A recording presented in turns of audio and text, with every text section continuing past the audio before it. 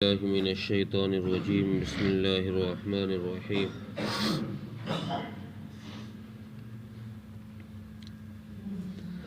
أينما تكونوا يدرككم الموت ولو كنتم في بروج مشيدة وإن تصبهم حسنة يقولوا هذه من عند الله وإن تصبهم سيئة يقولوا هذه من عندك قل كل من عند الله فما لهؤلاء القوم لا يكادون يفقهون حديثا.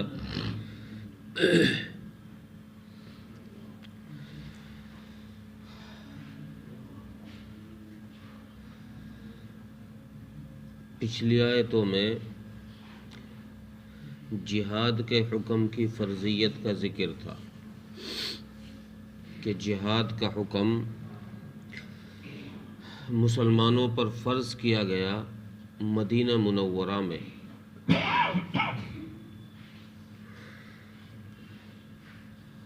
جب مدینہ میں جہاد کا حکم فرض ہوا تو کچھ لوگ وہ تھے، بعض مفسرین نے لکھا ہے کہ یہ لوگ منافق تھے جو مدینے سے تعلق رکھتے تھے، مدینے میں ہی مسلمان ہوئے تھے، کہ انہوں نے کہا کہ ہم پر جہاد ابھی کیوں فرض ہوا، کچھ دن اور مہلت دے دی جاتی، بعد میں فرض ہو جاتا، ہم ابھی اور جی لیتے. چونکہ جہاد کا مطلب ہوتا ہے کہ اپنی جان کو قربان کرنا. آدمی جنگ میں جائے گا تو مارا ہی جائے گا.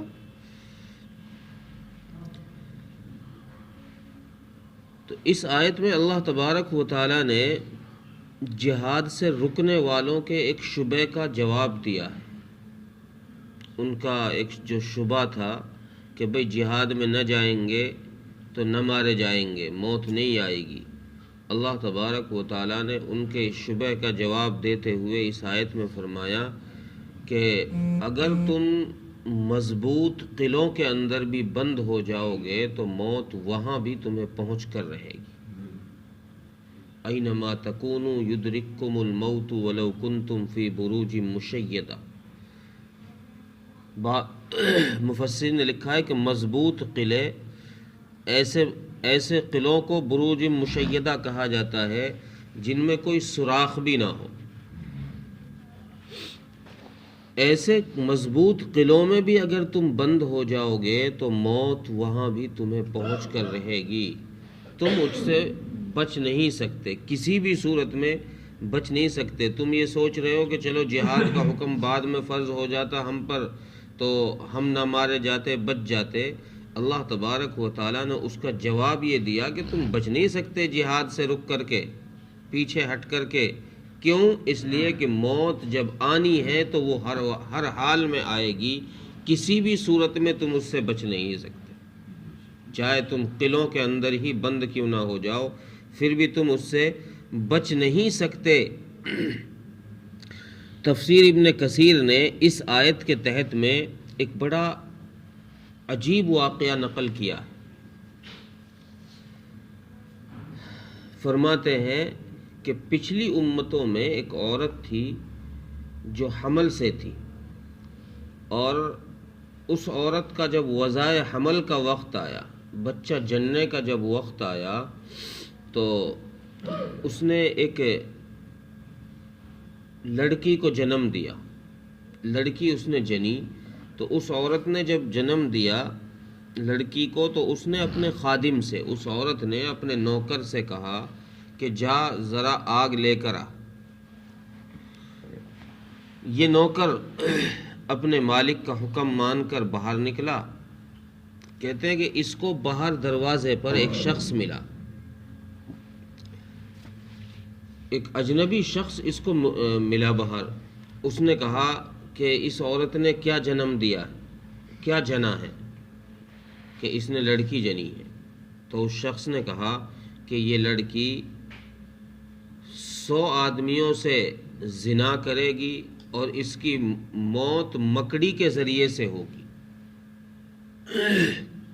جب اس نوکر نے، اور اس نے یہ بات بھی کہی کہ یہ اس عورت کے خادم سے شادی کرے گی. جب اس نے یہ بات کہی تو وہ نوکر بجائے آگ لینے کے واپس گھر میں گیا اور کوئی چھری وغیرہ لے کر اس بچی کے پیٹ چاک کر دیا، پیٹ پھاڑ دیا اس نے کہ یہ مر جائے گی، ختم ہو جائے گا معاملہ. اور یہ سمجھ کر کے پیٹ پھاڑ کر وہ وہاں سے بھاگ گیا کہ میں نے اس کا کام تمام کر دیا، اور بھاگ کر کہیں دور دراز علاقوں کے اندر وہ نکل گیا. کہیں ایسی جگہ سمندروں کے پار وہ چلا گیا کہ جہاں اسے اس کے علاقے کا کوئی نہ دیکھ سکے. اس نے وہاں جا کر کے مال کمایا، کافی عرصے تک وہاں رہا. جب اس نے ایک لمبا عرصہ گزار دیا تو ایک مدت کے بعد اس نے سوچا کہ چلو اب اپنے گھر چلتا ہوں، اور وہ اپنے گھر واپس آیا بہت سارا مال کما کر کے. جب وہ واپس آیا تو اس نے کسی عورت سے کہا، کسی بوڑھیا سے، کسی بزرگ سے کہا کہ مجھے شادی کرنی ہے اور مجھے کوئی خوبصورت لڑکی چاہیے. اس عورت نے کہا کہ ہاں فلاں بزرگ ہے، ایک فلاں بوڑھی ہے، ان کے پاس جاؤ، ان کے پاس میں تمہیں لے کے چلتی ہوں. ان کی ایک بچی ہے، ایک لڑکی ہے جو اس شہر میں سب سے زیادہ خوبصورت ہے. چنانچہ یہ عورت، یہ بڑھیا ان کو اس لڑکی کی ماں کے پاس لے کر گئی، ان سے نکاح کا پیغام دیا. ان کا نکاح ان سے واقع ہو گیا. جب نکاح ہوا تو نکاح کے بعد ان کی رخصتی ہوئی. جب میاں بیوی کا آپس میں تعارف ہوا کہ آپ کون ہیں، کہاں سے ہیں، تو اس آدمی نے بھی اپنا تعارف کرایا کہ میں اسی شہر کا رہنے والا ہوں، اور میں اس طرح ایک واقعہ میرے ساتھ پیش آیا. میں نے ایک بچی کا پیٹ چاک کیا اور میں اس کا پیٹ چاک کر کے یہاں سے نکل گیا.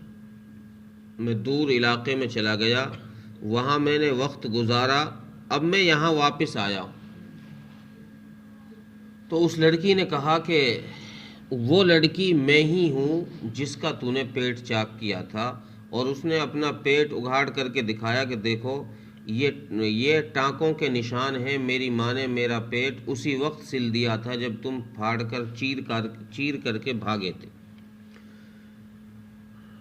تو یہ شخص بولا کہ پھر تو نے 100 آدمیوں سے زنا بھی کیا ہوگا. کہ ہاں میں نے یہ کام بھی کیا ہے، لیکن گنتی میرے پاس نہیں ہے. میں نے کتنے مردوں کے ساتھ یہ کام کیا ہے یہ گنتی نہیں ہے، لیکن میں نے یہ کام کیا ہے. تو اس شخص نے کہا کہ اچھا پھر تیری موت ایک مکڑی کے ذریعے سے واقع ہوگی، ایک مکڑی تیری موت کا سبب بنے گی. اس نے کہا، لڑکی نے کہا کہ ایک مکڑی میری موت کا سبب، مکڑی کیسے مار دے گی مجھے. چنانچہ اس لڑکے نے سمندر کے کنارے پر ایک شاندار محل بنوایا. پیسہ تو اس کے پاس تھا ہی، ایک اچھا خوبصورت محل سمندر کے کنارے بنوایا، اور ایسا عالیشان بنوایا کہ اس میں کوئی سوراخ ایسا باقی نہیں چھوڑا، کوئی جگہ ایسی نہیں چھوڑی کہ جہاں مکڑی اپنا جالا لگا سکے اور مکڑی وہاں رہ سکے. یہ وہاں اپنی زندگی گزارتے رہے. کچھ عرصہ وہاں زندگی گزاری، اور ایک دن یہ رات میں لیٹے ہوئے تھے کہ ان کی نظر اچانک چھت پر پڑی کہ چھت پر ایک مکڑی گھوم رہی ہے. جب مکڑی پر ان کی نظر پڑی تو اس شخص نے کہا کہ دیکھو مکڑی. اس عورت نے کہا کہ یہی مکڑی ہے جس کی وجہ سے میری موت واقع ہوگی. ہاں یہی مکڑی ہے. اس مرد نے، تفسیر مظہری نے تو لکھا ہے کہ اس عورت نے مرد سے کہا کہ تم اس کو ذرا نیچے گراؤ، کسی لکڑی وغیرہ سے چھت سے نیچے گراؤ. اس مرد نے اس کو نیچے گرا دیا.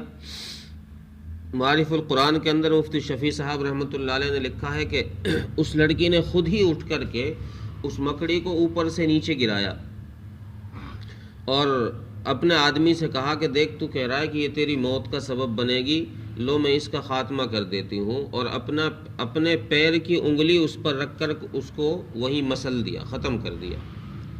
جب اس پر پیر رکھا تو اس کے مرنے کی وجہ سے اس کا جو مکڑی کا زہر تھا وہ اس لڑکی کے پیر پر آ گیا، اس کے ناخن پر، کھال وغیرہ پر اس کا زہر لگ گیا۔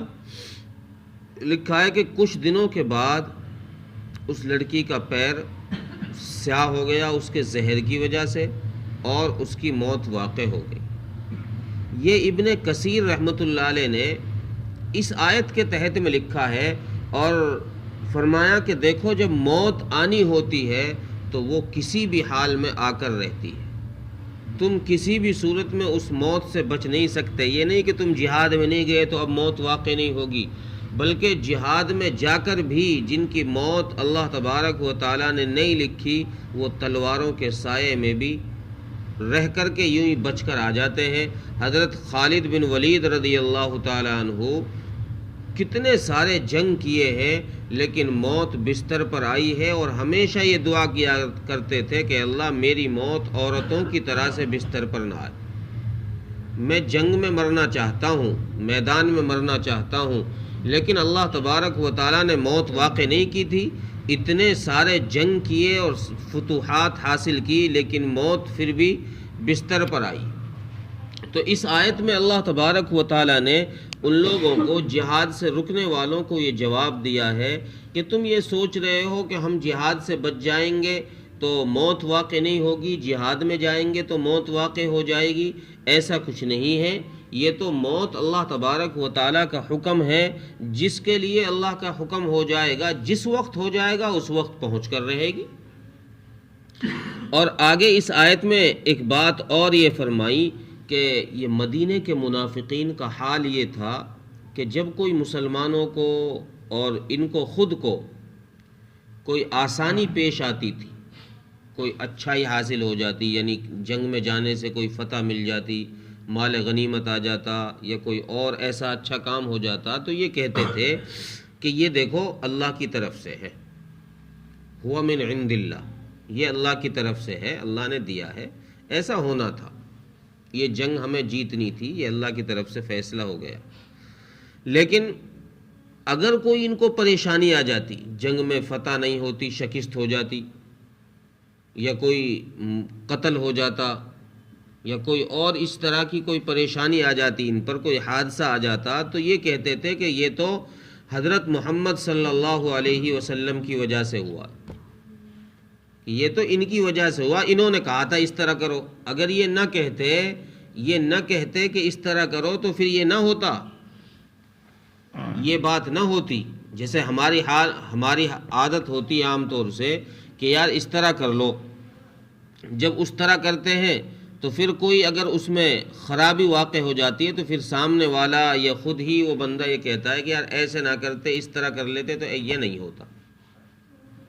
یہ ہماری عادت ہو جاتی ہے کہ اس طرح نہ کرتے، اس طرح کر لیتے تو پھر یہ کام نہ ہونا تھا۔